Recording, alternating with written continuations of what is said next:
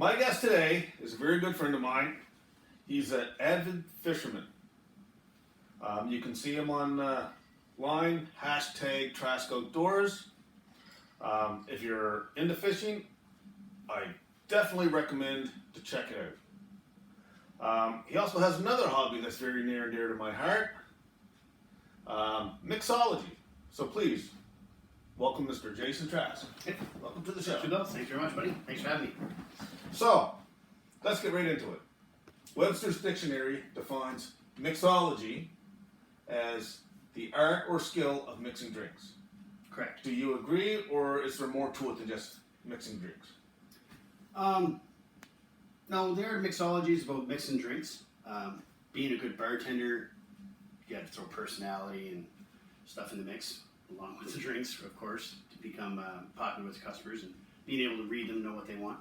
But with regards to just making a drink, it's knowing what goes with what and what mix covers what alcohol and all the tools, a certain way to build a drink, and then you come up with all these wonderful concoctions that people enjoy. Okay, I might show my age here. So with the movies, cocktails and whatnot, with the flipping of the the flair bartending the flair. Yeah. Now, so yeah. is that like yesterday now, or?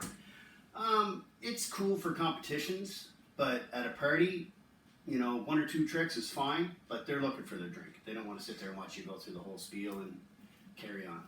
Okay, so how long have you been doing this? About 12 years. 12 years. Wow. Yeah. What got you into this? Well, I had my other hobby, fishing, and I acquired a large fish tank, and I needed a place to put it. So I already had one built into the wall of my bathroom. My wife wasn't keen on putting one in the bedroom, so I figured I'd build a bar, and I put this tank in the bar. And it was really cool. But then I wanted to learn how to make some drinks, so I started buying books and mixing different ones. But then work was fortunate enough to have a program for continuing education. So any course you wanted to take at accredited college, they would pay for.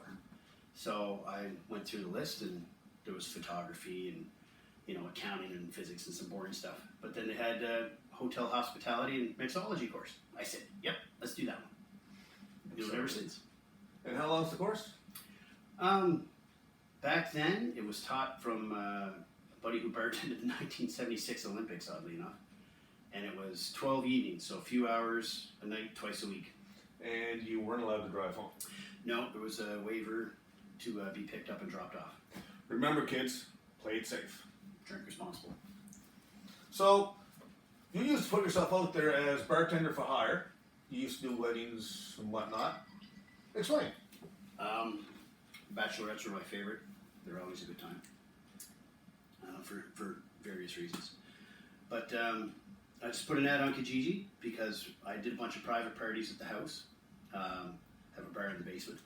And guests would come over and say, "Man, you should really you're wicked. You should do this at other people's houses and stuff." So I just expanded from there and started doing birthday parties, retirement parties, advanced up to weddings as I got better and could handle a larger crowd. And like I said, would put an ad on Kijiji. I'd do half a dozen a year just to get out of the house. It was a lot of fun. So it's just a hobby. Yep. So if someone wants to get a hold of you, if you still do it, how can someone get a hold of you? They can go to Facebook and look up I've Been to Mo's Place, which is the website I have for the bar. Or they can send me an email at jasontraskca@yahoo.ca. Okay. Or you can send it to b3bubbacorner@gmail.com, and we can forward it off to Mr. Trask. Absolutely. So, cheers. Cheers. Let me get that for you. Thank you. For a job as a bartender. So, this is a wrestling show. Yep. Who's your favorite male wrestler and why? And who's your favorite female wrestler and why? Okay. Well, I mean, there's yourself, of course, but if I can't use you, I mean, even though I've got autographed paraphernalia and some clothes you've thrown at me from different events I've been to, that I savor, with all passion. But if we're going to any decade, I'm going to have to pick Ricky the Dragon Steamboat. He was, but he was into martial arts. I was into martial arts at the time to get into it. And anybody who shows up at the ring with a huge iguana on his shoulder, badass in my opinion. Okay. What do you think was his favorite match? Or his biggest match? I don't know his biggest match, but one of my favorite ones is when he was battling Hacksaw Jim Duggan, and he went to swing him with the 2x4, and of course he dropped down, missed, roundhoused him, laid him out. It was awesome. I enjoyed it a lot. My favorite of Ricky the Dragon was, of course, with the Macho Man era. Yep. At the WrestleMania 3 for the IC title. Nice. Good going. With So you're female wrestler. I'm gonna have to go with Alexa Bliss. You know, she's always on my mind for sure. That woman, she can wrestle too. But I mean, you know, she's just the acrobatics that she does in the ring, and you know, it's not hard to watch her wrestle. No. You know what to say about those short ladies? They're a firecracker. Pocket rocket, whatever, works for me. Well, that's it for this edition. On behalf of myself, Bubba Two Belts, Mr. Jason Trask, Trask Outdoors. I'd like to thank you for joining us. On behalf of Bubba Two Belts, I'd like to give you a Bubba Brother bumper sticker, Nice. a Bubba Brother pin, Oh, wicked. and a stylus / pin. Sweet. Again, thank you for coming. Can Kids, play it safe. I get your autograph real quick? After the show.